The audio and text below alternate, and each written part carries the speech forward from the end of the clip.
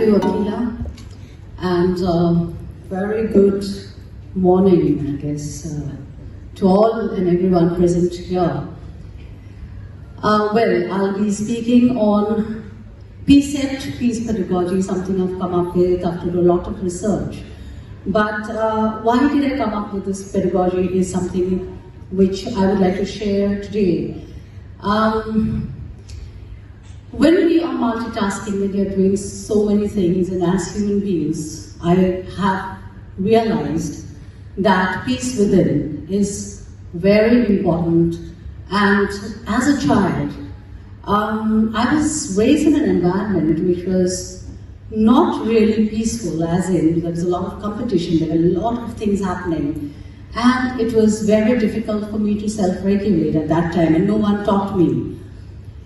For which reason, I had battled with a lot of emotions for a long time, until and unless I got into this bit of research where I started working on my own mind. So this comes from my own experience, and then as an early childhood educationist, I have started to work on a pedagogy and also implement it in my Tender Petals chain of preschools, where we have been doing it for the last 3 years and also documenting the outcomes of the same. So let me quickly go through this and tell you a little about what we do. So yes, we are living in violent times because adults forget to teach peace in early years. We are not living in violent times because children are violent. Well, if we look at our children today, what have we given them? A very polarized world where everything is divided. There are a lot of opinions. There are a lot of confusion and chaos. And the digital noise, I would not even talk about it. We all know about what's happening. It's become one of the biggest pandemics now. The screen time and all of that. Social unrest everywhere, in the families, in the surroundings, in the neighborhood. Everywhere, emotional dysregulation in adults. Yes, as an adult, what are the examples that we are showing to our little ones? That again is very integral because we are shaping our children. And then, on top of that, we are expecting them to adjust, listen to us. They are like in this so much of unrest, and yet we expect them to adjust and just go ahead with their lives without even thinking much about it. But yes, peace is not inherited. It is learned, and early childhood is the only stage where peace can be wired, not repaired. So I would say that it is not a subject. We talk about peace studies, but it is actually a foundation. So when we look at the neuroscience of peace in early childhood years, I would like to talk about these very important things, like in the first foundational years, this is the first 6 years, children basically are designed by the experience that they have. And they are born with billions of neurons which are disconnected, and when we are working on those neural connections which connect very fast as per their experience, it all depends on what kind of experiences they have. Whether it is safety or fear, or connection or neglect. So that determines, and therefore the early experiences shape the brain architecture. Also, the emotional brain is shaped before the thinking brain. As a result, children have a lot of emotions, they can feel the emotions, they can see the emotions, and they express, yet they are not able to regulate until and unless they are taught to do so. They are kind of battling with those emotions. But in order to get that regulated, they need the kind of development of the frontal lobe of the brain that happens later. So just emotions come and they become very intense. So peace building allows adults to co-regulate with children through calm presence and enable them to help them self-regulate and understand one's feeling, etc. Also, brain pruning happens at this time. We talk about the neural connections, the networks, and how it kind of shapes the brain architecture. So whatever is done repeatedly, be it empathy, love, compassion, makes an impression on the child. And if we are looking at stress and kind of anxiety, that becomes a habit of the brain. So we need to give them a lot of positive experiences so that they are wired in that manner. And if peace building skills are absent, the amygdala takes charge very fast, and then that hijacks the mind, and the thinking mind is not working. So this is what often happens even with adults who are not self-regulated, who have not learned these skills and have not trained the brain to do. So, as Dr. Mario Montessori said, everyone talks about peace, but no one educates for peace. In this world, they educate for competition, and competition is the beginning of any war. When education is to cooperate and own each other's solidarity, that day we will be educating for peace. So why did I think of this? I've already shared with you my experience from my childhood and how I came about, really getting into self-analysis more and doing that. But if we do the right thing as an adult with our children from the early childhood years, it works a lot. So peace is not a chapter. It is, it is basically embracing love, empathy, compassion, and it is not also about the absence of war, but the love that we have in our everyday life, the peace and the compassion and everything, solidarity. So how does the peace concept help? It builds emotional literacy before academic literacy and treats peace as a lived experience, replaces fear-based discipline with connection-based guidance, and ensure children learn kindness, fairness, conflict resolution by doing, not preaching, and it aligns with our global realities. So my pedagogy integrates emotional safety, mind-body awareness, respect for diversity, environmental empathy, and non-violent communication. So I have worked with this three kinds of peace. First, the inner peace, which is our inner harmony, loving oneself, accepting oneself, having a positive self-image, and then this peace extends to our social life as well, learning to live together, collaboration, accepting diversity, tolerance and empathy, and peace with environment, love nature and conserve. So for me, if peace was a person who walked the earth, who would be a man or a woman who is patient and proactive, empathetic, aware and altruistic, calm, collaborative, communicative, and ethical. So there are 5 pillars of this pedagogy, and very quickly I will go through this. Emotional literacy, adults as models, environmental empathy, conflict as learning, and safety and belonging. So emotional literacy before academic literacy. It's very important, recognizing one's emotional, labeling emotions, being mindful and self-aware. So we have a lot of activities around this with our little children where they are able to label, understand their emotions, and they are mindful.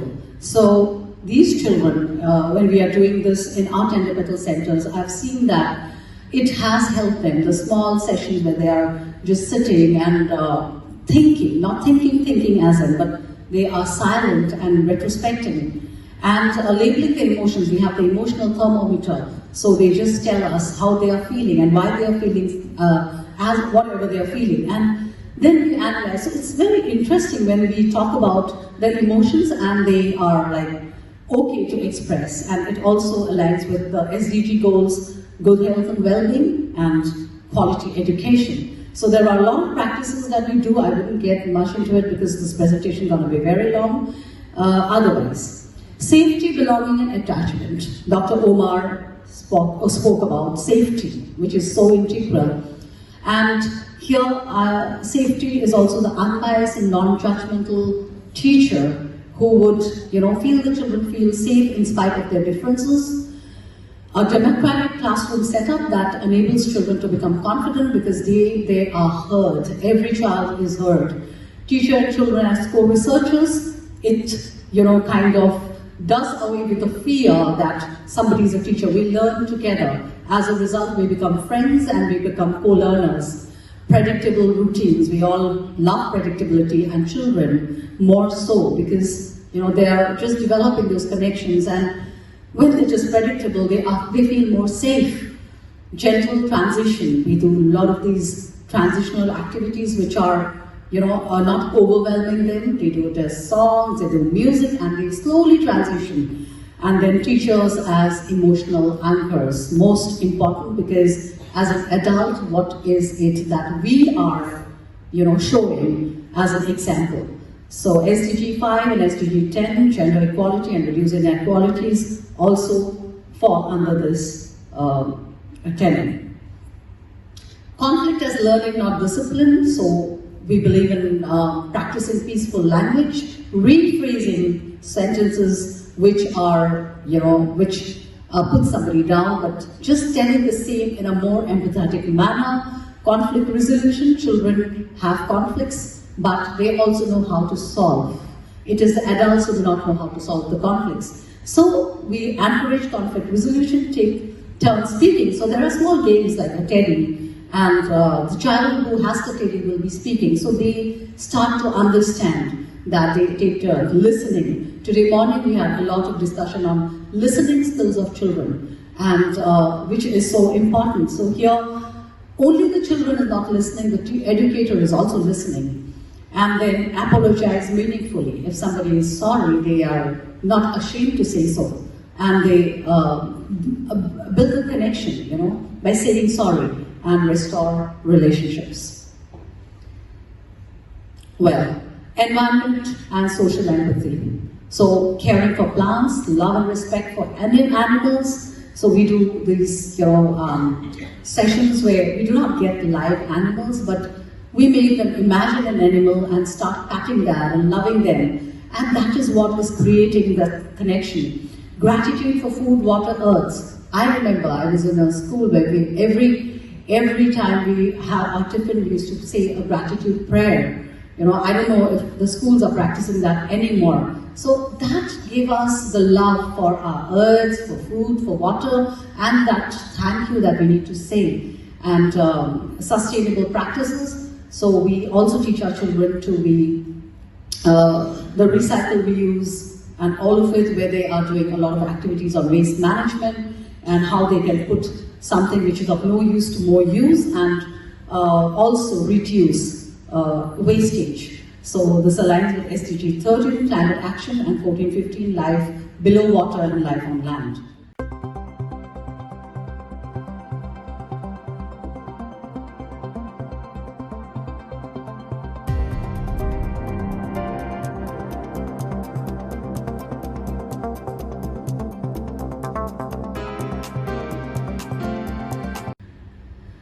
Yes, and adults as peace models. Teacher self-regulation. So teacher needs to practice that. I'm a teacher, I come to the school, I'm not regulated. And I am angry, so how would I behave with the little ones? My behavior is going to reflect on them. And they will also start assuming or thinking themselves as how the teacher reflects. So if I don't speak well to a child just because of some problem that I have in the back of my mind, the child will assume that he or she is not okay. So we have started our practices of grounding in our schools, where a teacher would come and sit down for a while and just ground herself and then go to the classroom. Because see, we all come with our own baggages, but we need to negate that when we are dealing with children. Reflective practices, conscious communication, where we are using positive language, peace language, a lot of self-care. So I have to be happy with myself in order to make others happy. So we cannot really have a burnout. We need to take care of ourselves. School-family partnership, most important. The parents are our stakeholders. They are our most dearest partners, because we form the golden triangle, the student and the parent and the school. And that is where the whole thing works, because the children are too small, and we need the parents' help in order to do that. And yesterday when we visited the school, we saw so many parents getting involved and creating spaces for children. So that is very important and integral. And community involvement. So yes, the community is also responsible. It takes a village to raise a child.